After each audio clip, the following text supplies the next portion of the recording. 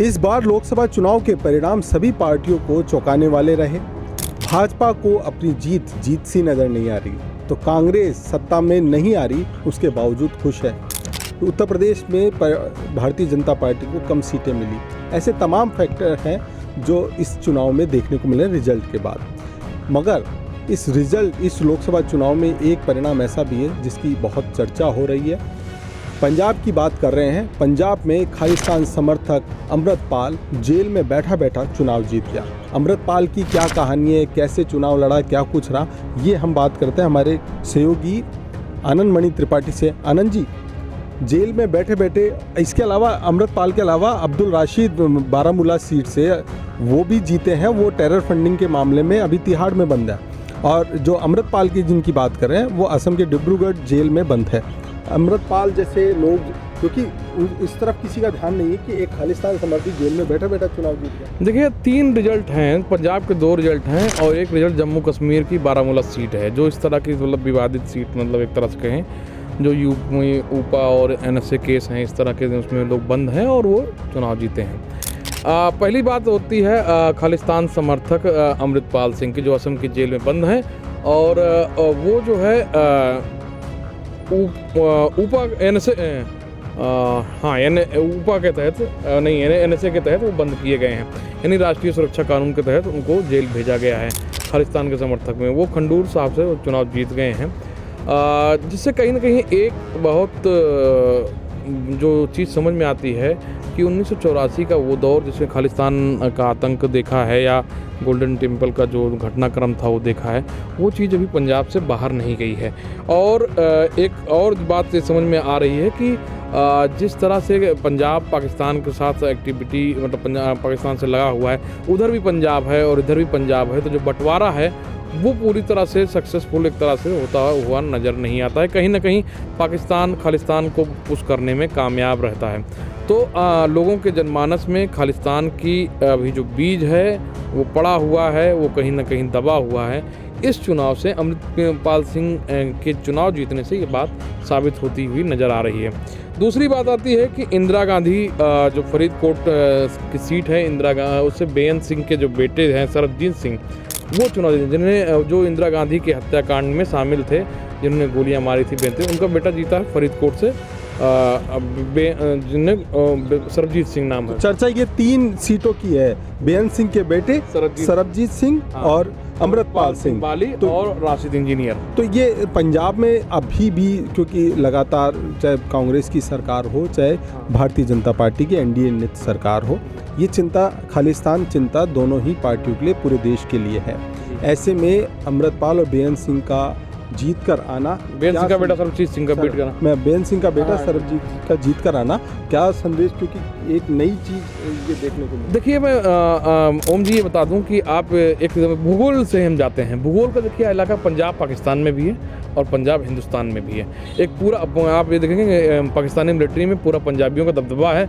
नवाज शरीफ भी पंजाब से ही आते हैं, पंजाब रीजन से ही आते हैं, तो वो पंजाबियत कहीं ना कहीं पाकिस्तान से कनेक्ट करती है। और यही वजह है कि अभी आतंक का या हीरोइन और दुनिया भर की चीज़ें, जो ड्रग्स और हथियारों का आतंकवाद लगातार इस इलाके में बना हुआ है, उस पर कंट्रोल नहीं। हर दिन आप 5 से 7 किलो हीरोइन पकड़ी जाती है, आप ये जान लीजिए बॉर्डर पे ड्रोनिंग सिस्टम से।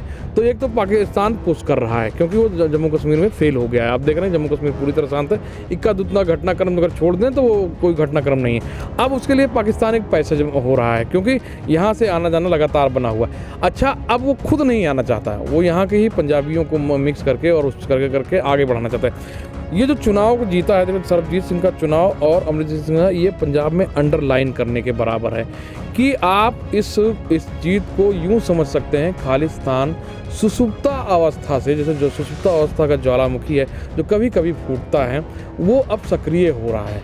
अगर आप इस ये चिंता का विषय है पंजाब और देश के लिए, निश्चित रूप से चिंता का विषय है। अगर ये दोनों दिग्गज पार्टियां, तीनों दिग्गज पार्टियां, चाहे भाजपा हो, चाहे कांग्रेस हो, चाहे वहाँ की लोकल पार्टी हो, अकाली दल हो, अगर वो चुनाव नहीं जीत पाई हैं, इसका मतलब कि वहाँ के लोगों ने मुख्य धारा को सपोर्ट करना बंद कर दिया है। ये स्पष्ट रूप से दिख रहा है। और अगर सरबजीत सिंह जो बेअंत सिंह का बेटा चुनाव दे तो ये कांग्रेस को सोचने की बात है, या और बड़ी पार्टियां दिल्ली में बड़ी पार्टियों को सोचने की बात है कि उनको क्यों दरकिनार कर दिया गया, या उन भाई बेअंत सिंह हत्यारा था तो उसके बेटे को मुख्यधारा में क्यों नहीं लाया गया, उसे वो चुनाव क्यों निर्धारित। तो ये महत्वपूर्ण अंडरलाइन करने वाली बातें हैं जिसमें हमें बड़ी एजेंसियां रॉ और इंटेलिजेंस एजेंसियां काम कर रही होंगी। निश्चित रूप से उनके पास इंफॉर्मेशन होगी कि क्या ऐसा हो रहा है, कि ऐसे पूरा ये सिस्टम इस तरह से क्यों जा रहा है। खालिस्तान का तो तार है कनाडा से लेकर पंजाब और विदेशों तक। पंजाबी जहाँ जहाँ हैं आप भी जान लीजिए कि फाइनेंस की ज़रूरत होती है, किसी भी युद्ध को लड़ने के लिए फाइनेंस की ज़रूरत होती है, और कनाडा में सबसे ज़्यादा पंजाबी हैं। पंजाब में पैदा हुआ व्यक्ति सबसे पहला ख्वाब यही देखता है कि हम तो कनाडा जाएंगे जी, कनाडा जाना है।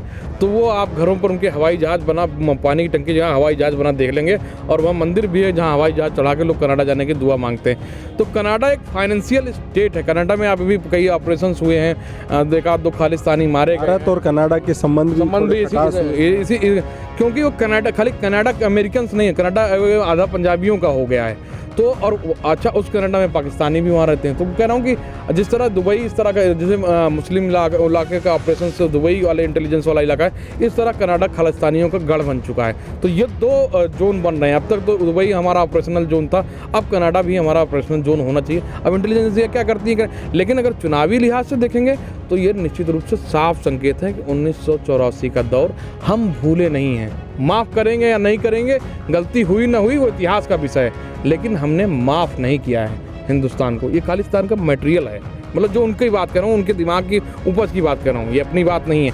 ये अगर ये उठा, अगर युवाओं में ये घुसा, तो ये निश्चित रूप से आप ये देख सकते हैं टी शर्ट पे अभी भी उस आदमी 1984 का जो मुख्य आतंकी था भिंडरेवाला की तस्वीर नुमाया होती है।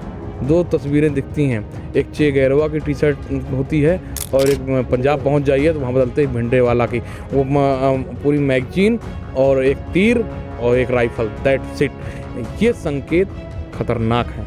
पाकिस्तान से सटे हुए पंजाब की एक मुसीबत हमेशा से ही है, नशा, हथियार और जिस तरह से आतंकवाद, और अब खालिस्तान को लेकर जिस तरह से संघर्ष सरकारें करती है, लेकिन इसके पांव लगातार पसरे जा रहे हैं, लगातार फैलाव हो रहा है। और जो बेअंत सिंह के बेटे सरबजीत और अमृतपाल का जीतना भी यही संकेत देता है। फिलहाल चिंता का विषय तो ज़रूर है, लेकिन इंटेलिजेंस और रॉ जैसी एजेंसियां ज़रूर काम कर रही है। लेकिन एक प्रतिनिधि के तौर पर जेल में बैठे हुए प्रतिनिधि के तौर पर जीत कराना वाकई में बड़ी बात है और चिंता की बात भी है।